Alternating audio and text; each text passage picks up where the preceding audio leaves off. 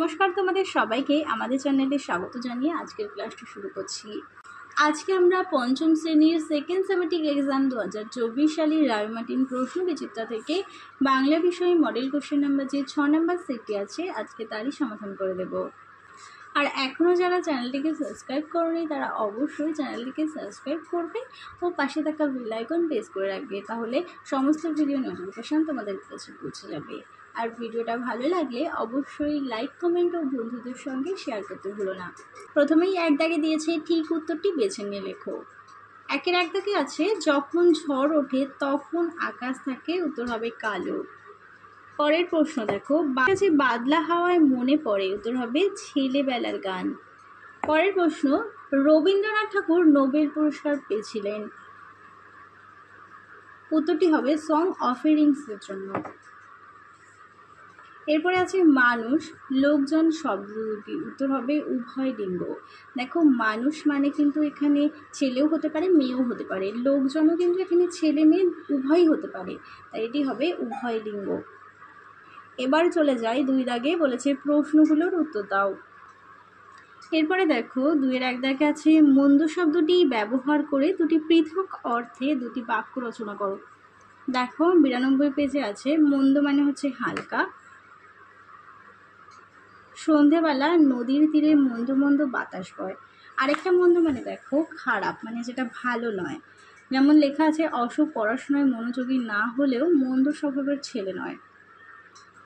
এরপরে দেখো এমন তিনটি শব্দের উদাহরণ দাও যেগুলো দুবার ব্যবহার করে বহুবচন করা যায়। যেমন দেখো লিখতে পারো ডালে ডালে, বাক্য রচনা করবে ডালে ডালে কাক ডাকে। আর লিখতে পারো কুচি কুচি, কুচি কুচি দিয়ে হবে ঘাসে মাঠে কুচি কুচি ঘাস হয়েছে। আর দেশে দেশে দিয়েও হবে, দেশে দেশে লিখবে যে দেশে দেশে তার নাম ছড়িয়ে পড়লো। এবার চলে যাই পরের প্রশ্নে, এক বচনবাচক শব্দগুলিকে বহুবচনবাচক করার যে কোনো দুটি নিয়ম উল্লেখ করো। যোগে লিখবে যে বইগুলো, খুব সুন্দর, এটা বহুবচন যোগে হলো। আরও হবে যেমন রাযোগে লিখবে শিশুরা খেলা করছে।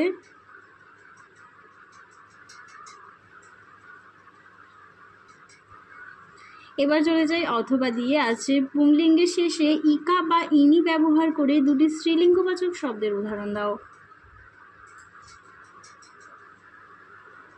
দেখে নাও এখানে অনেকগুলো উদাহরণই আছে। ইনি যোগে যেমন দেখো কাঙাল যোগিনী কাঙালিনী, পাগল যোগিনী পাগলিনী, একটি লিখতে বলেছে একটি লিখবে। আর ইকা যোগে দেখো শিক্ষক যোগিকা শিক্ষিকা, লেখক যোগিকা লেখিকা, যে কোনো একটি লিখবে। এবার চলে যাই তিন দাগে, বলেছে প্রশ্নগুলোর যথাযথ উত্তর দাও। তিনের এক দাগে আছে কুমির নিজের নির্বুদ্ধিতার জন্যই বারবার ঠকে গেল। তোমার যদি এমনটা মনে হয় তবে তুমি এর সমর্থনে গল্প থেকে তিনটি বাক্য খুঁজে নিয়ে লেখো। উত্তরটি তোমরা 108 নম্বর পেজে পাবে। দেখো বোকা কুমিরের কথা গল্পে কুমিরটা শেয়ালকে তুমি বড্ড ঠকাও বলে দোষ দিলেও আসলে সে নিজের নির্বুদ্ধিতার জন্যই বারবার ঠকে গেছে। গল্পের যে তিনটি বাক্যের মাধ্যমে তা বোঝা যায় সেই বাক্যগুলো হলো যথাক্রমে আলু চাষের সময় কুমির শেয়ালকে ঠকানোর জন্য বলে গাছের আগার দিক কিন্তু আমার আর গোড়ার দিক তোমার, আর ধান চাষের জন্য আগে থাকতেই সে শেয়ালকে বললে ভাই এবারে কিন্তু আমি আগার দিক নেব না, এবার আমাকে গোড়ার দিক দিতে হবে। আর আখ চাষের সময় কুমির আগে থেকেই ঠিক করে নেয় দাঁড়াও শেয়ালের বাছা তোমাকে দেখাচ্ছি, এবারে আমি আর আগার নিতে নেব না, আরে আমি আর আগা নিতে দেব না, সব আগা আমি নিয়ে আসব। পরের প্রশ্ন দেখো, পবনের দুষ্টু ছেলে রূপে কারা নিজেদের পরিচিত করেছে? এরা ফণী মনসার কি দুর্দশা করেছিস? ঝড় থামার পর ফণী মনসা কি করেছিল?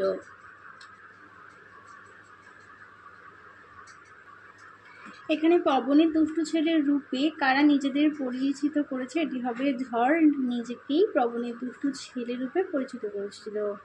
ঝড় নিজেদের পবনের দুষ্টু ছেলে বলেছে।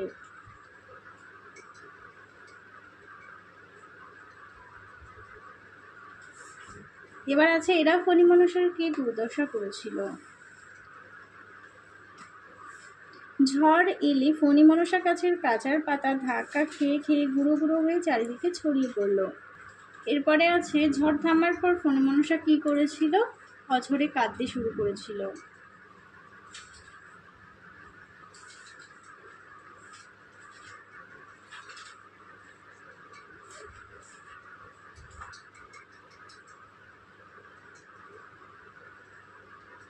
পরের প্রশ্ন দেখো, মধু কাটতে 3 জন লোক চাই, 3 জন কারা? উত্তর হবে ধনাই, আরজান ও কফিল। এই 3 জনের কাজ কিভাবে ভাগ করা হয়?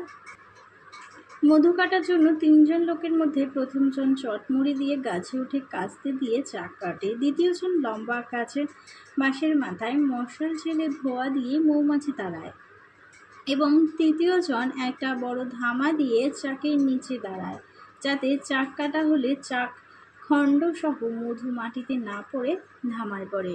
পরের প্রশ্ন দেখো, দয়চাঁদ রাভাকে।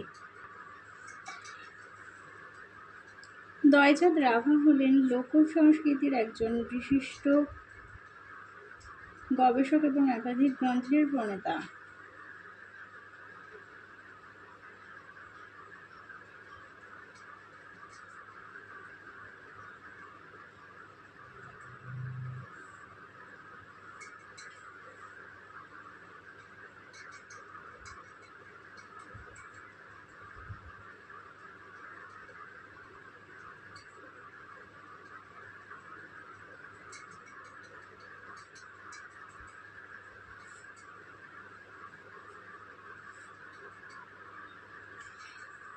তাহলে চলো তোমাদের 6 নম্বর পর্যন্ত মডেল সেটটি সমাধান করে দিলাম।